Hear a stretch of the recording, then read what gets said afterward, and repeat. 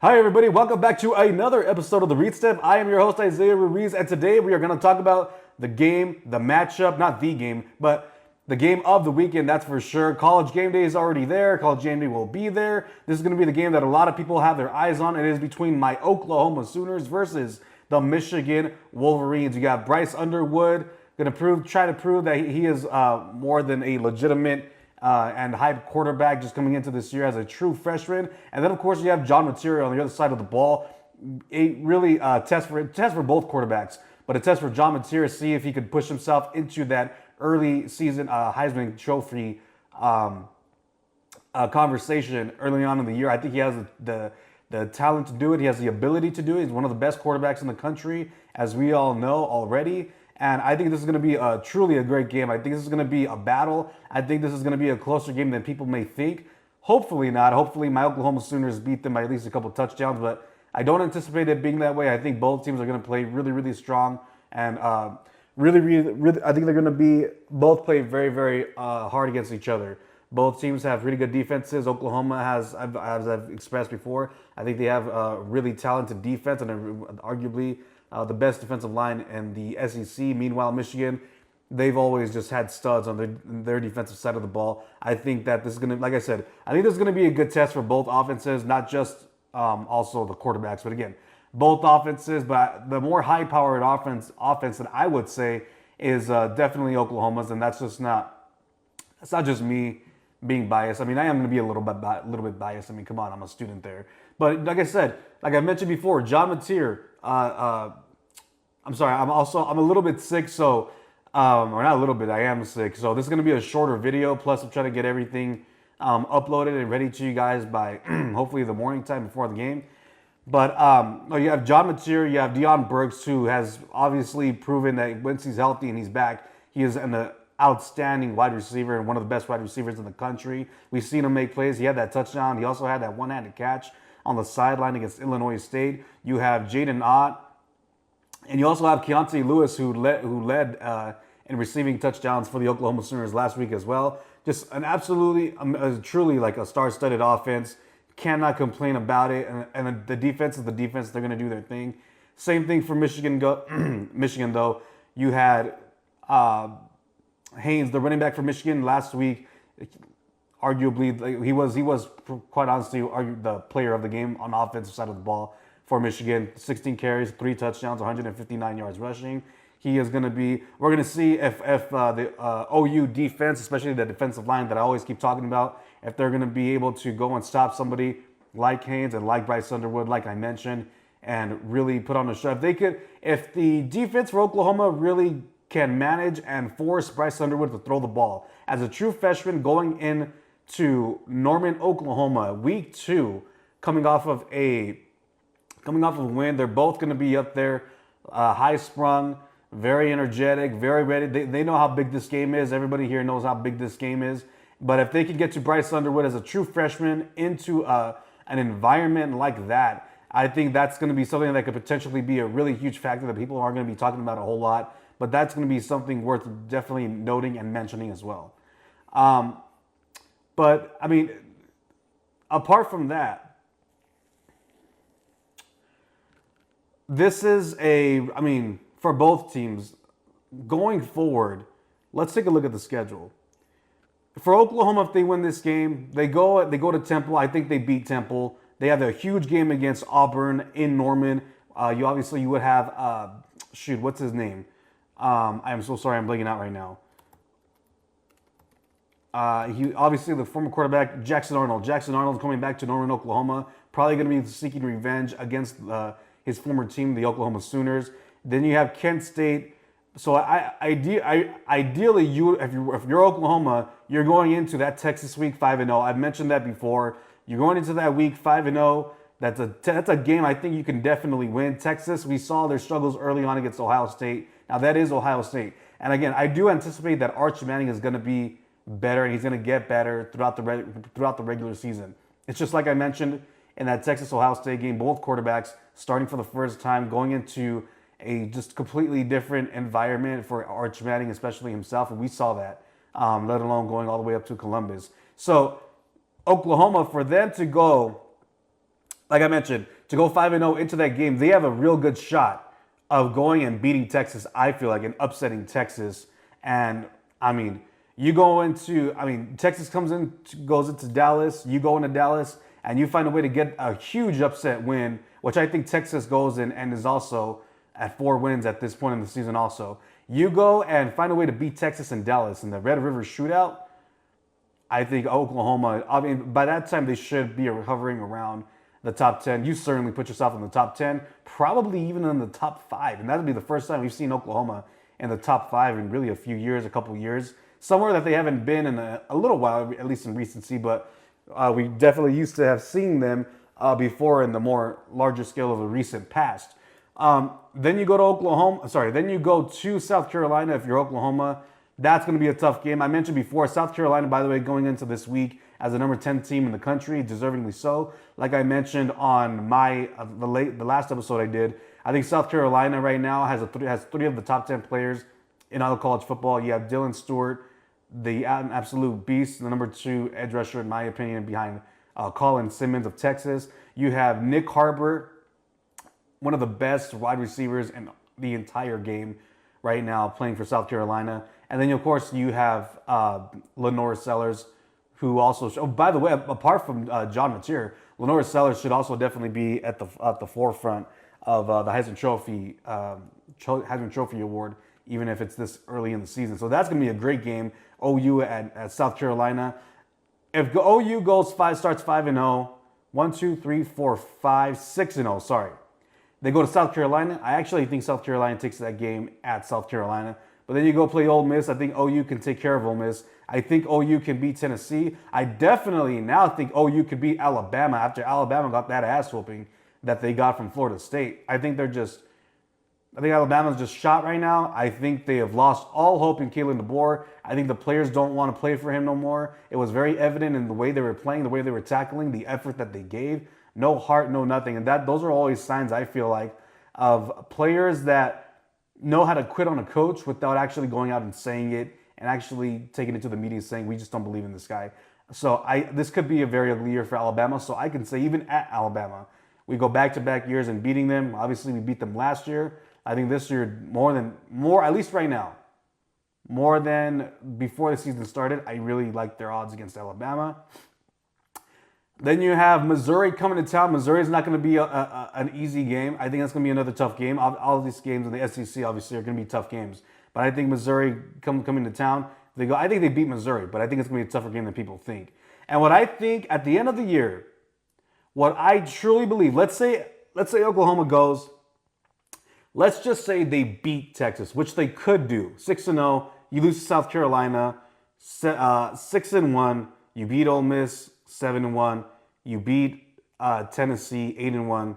You beat Alabama, 9-1, and you beat Missouri, 10-1.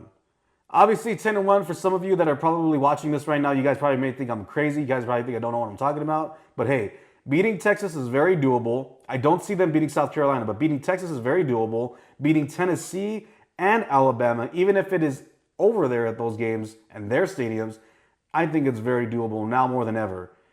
Beating Missouri, they should beat Missouri. LSU, Oklahoma, this could be. We had the game of the year, arguably, with week 1, Texas and Ohio State in Columbus.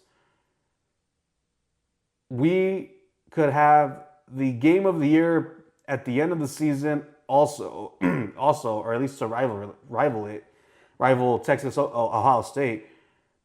Last week of the season for Oklahoma and LSU, when LSU goes to Norman, Oklahoma, and they battle it out.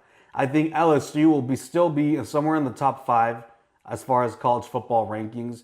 I think Oklahoma, if they go in 10-1 or 11-1, whatever it is that I just said, I mean, you're talking about 2 top 5 matchups right there.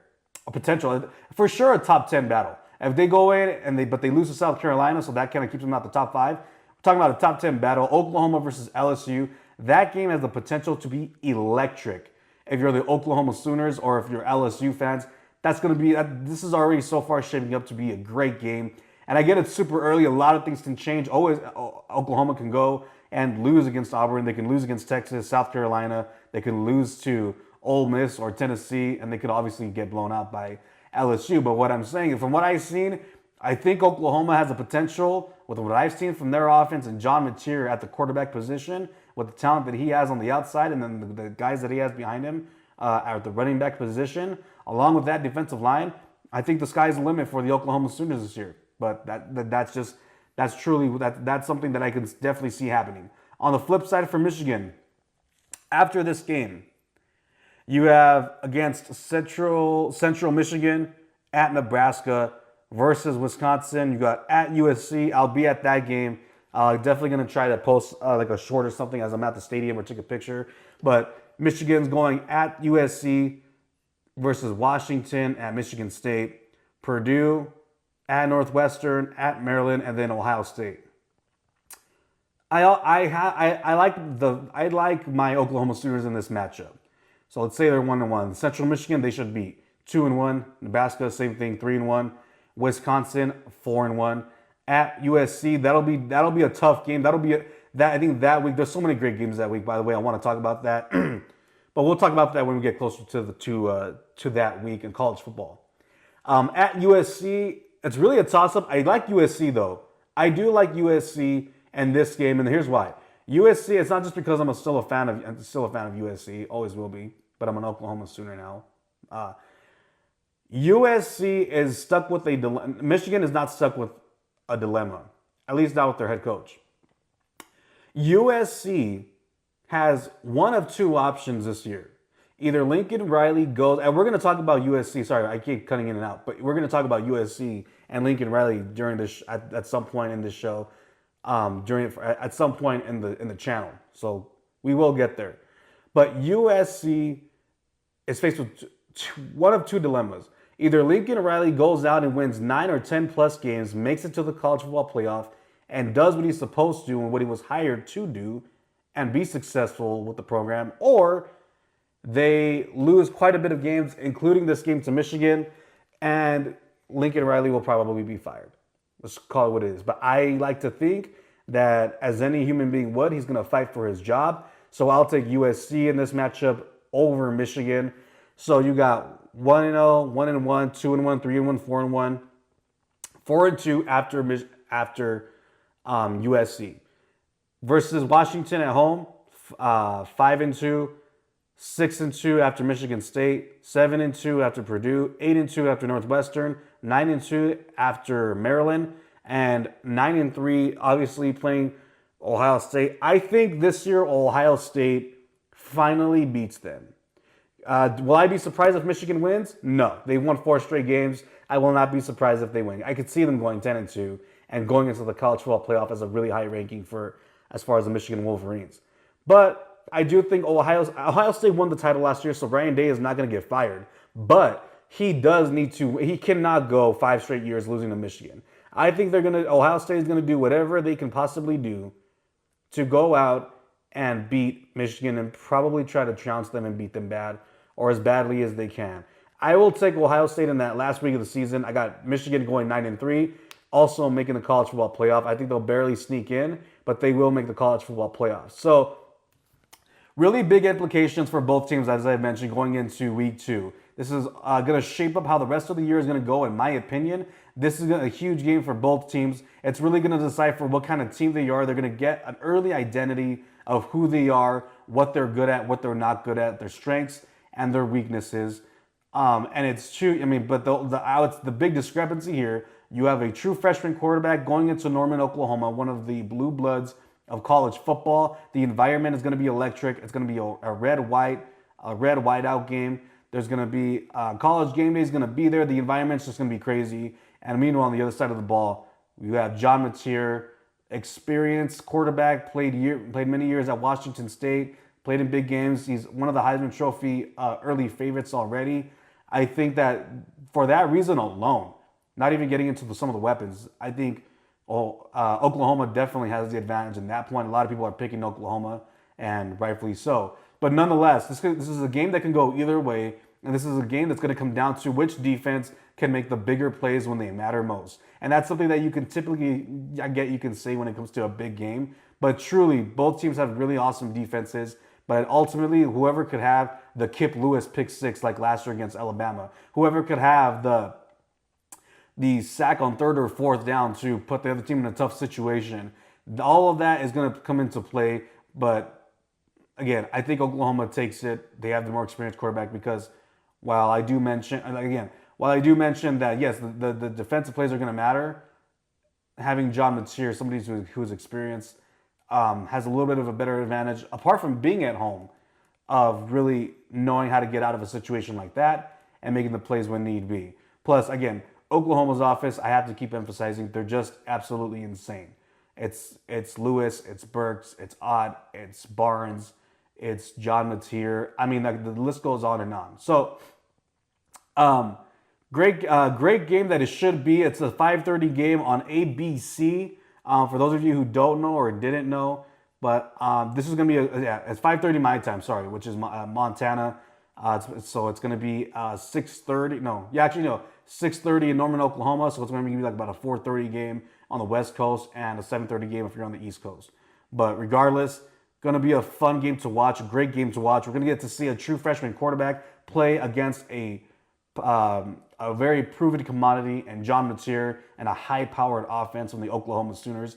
I cannot wait to watch this game. I'm excited because I get out at 5 o'clock on my other job. I get to come home, turn on the game. I've got to work on some stuff for school, but it doesn't matter. I'll be watching the Oklahoma game versus Michigan. That's going to be just so freaking electric to watch.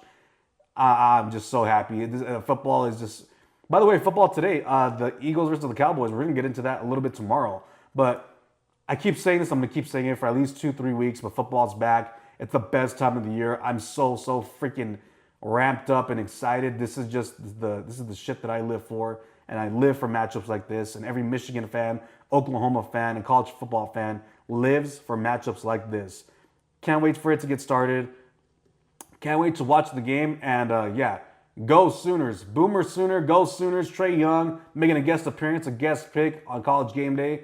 Thought that was pretty cool. But as far as everything else, that's going to be it for this episode. Like I said, I wanted to make it a shorter episode. I'm really sick. I'm tired. My body hurts a little bit. Probably might have the flu. I don't know.